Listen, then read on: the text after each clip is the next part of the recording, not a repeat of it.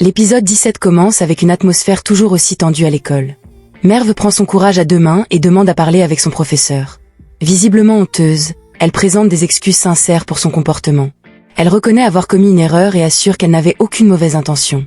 Pourtant, malgré ses regrets, Akif reste froide et met rapidement fin à la discussion.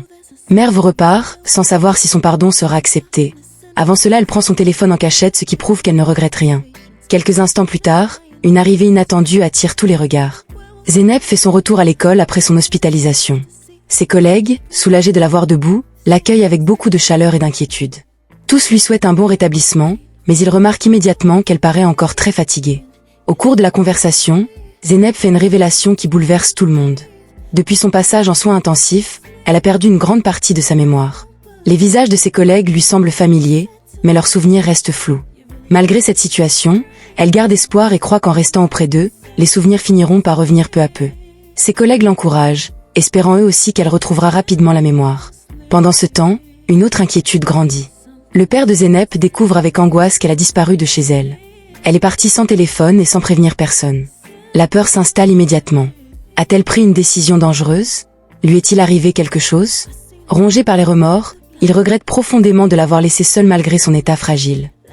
Contre toute attente, Metin appelle le père de Zeynep et lui révèle finalement où elle se trouve. Zeynep est revenue à l'école. La priorité devient alors de la ramener chez elle avant qu'elle ne se mette en danger ou que sa présence n'attire davantage d'attention. À l'école, Zeynep poursuit ses échanges avec ses collègues, toujours à la recherche de repères. C'est alors que le responsable de l'enquête la rencontre pour la première fois. Profitant de cette occasion, il lui demande un entretien privé. Il insiste également pour que personne ne divulgue sa présence dans l'établissement afin d'éviter que l'affaire ne provoque un nouveau scandale. Pendant ce temps, l'enquête avance difficilement. Les membres de l'équipe tentent d'identifier un possible complice parmi les enseignants. Les avis divergent immédiatement. Certains soupçonnent un collègue, tandis que d'autres refusent catégoriquement de croire qu'il puisse être impliqué. Les tensions montent et chacun commence à défendre son point de vue. Mais la vérité est-elle vraiment aussi simple qu'elle en a l'air? De son côté, le responsable de l'enquête cherche à comprendre pourquoi Zeynep tient absolument à revenir dans cette école malgré les risques. Avec beaucoup d'émotion, elle lui explique qu'elle ne cherche pas seulement des réponses sur les événements récents. Elle veut surtout retrouver son identité. Pour elle, cet endroit renferme les morceaux de sa vie disparue. Même si elle sait que le danger est toujours présent, elle est convaincue que les réponses qu'elle cherche se trouvent entre ces murs. L'enquêteur tente de la raisonner. Selon lui, rester dans cette école ne fera qu'aggraver les choses. Pourtant, Zeynep refuse d'abandonner. Elle supplie qu'on lui laisse encore un peu de temps pour poursuivre ses recherches.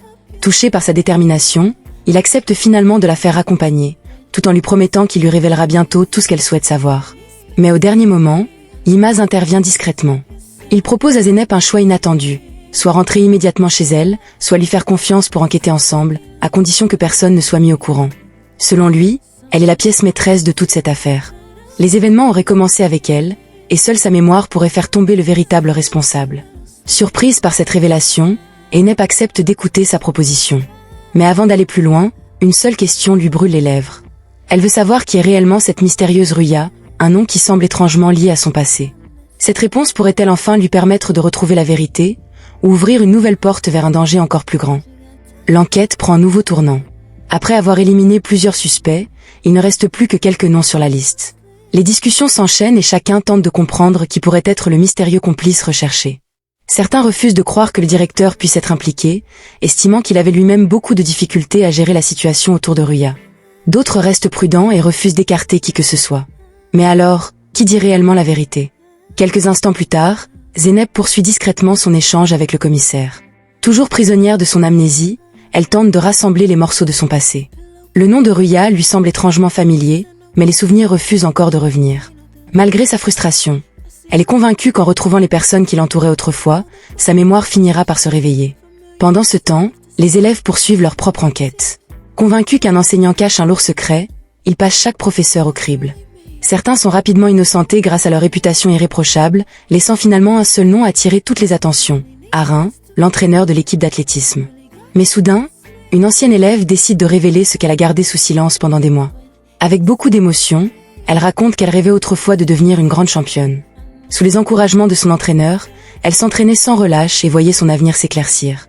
Pourtant, tout aurait changé le jour où elle est tombée amoureuse. À partir de ce moment, le comportement de son entraîneur serait devenu de plus en plus froid et autoritaire. Quelques instants plus tard, son témoignage prend une tournure encore plus inquiétante.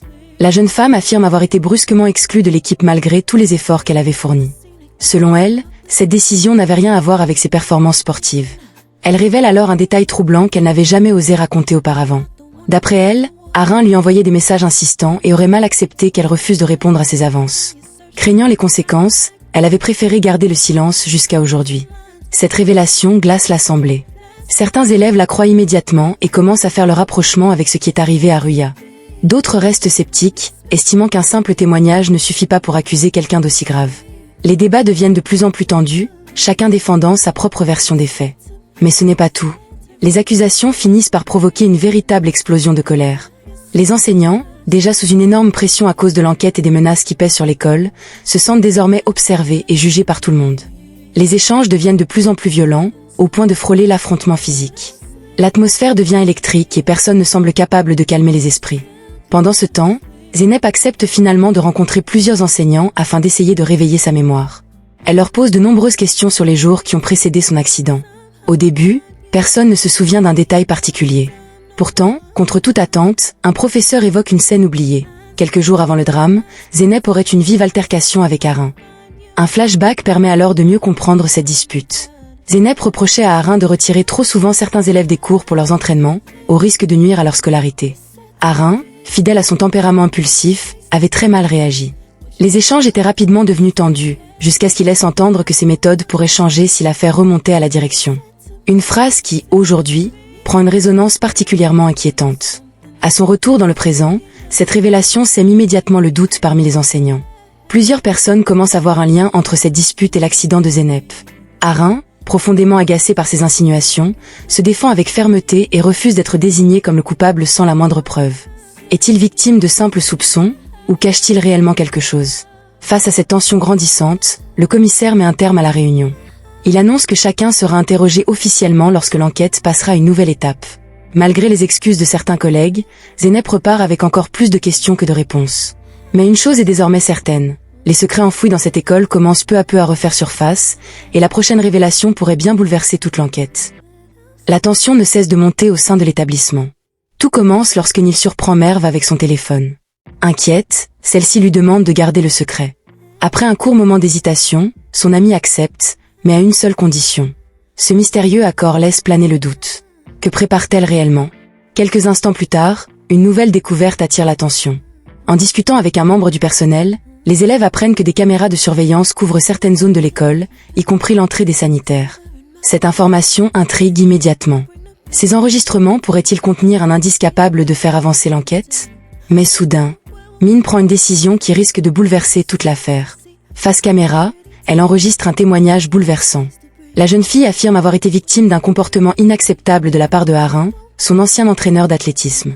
Selon elle, tout aurait changé lorsqu'elle a refusé de répondre à ses avances et qu'il a découvert qu'elle était déjà en couple. Peu après, elle aurait été exclue de l'équipe sans véritable explication. Avec beaucoup d'émotion, Min va encore plus loin. Elle est persuadée que Ruya aurait vécu une situation similaire. Dans son esprit, si Ruya a refusé les mêmes comportements, cela aurait pu déclencher une terrible vengeance. Convaincue de détenir une partie de la vérité, elle désigne Arin comme le principal responsable derrière le drame qui secoue l'école. Pendant ce temps, Zeynep poursuit discrètement ses efforts pour retrouver la mémoire. Malgré toute sa bonne volonté, les souvenirs restent flous et chaque tentative semble embrouiller davantage son esprit.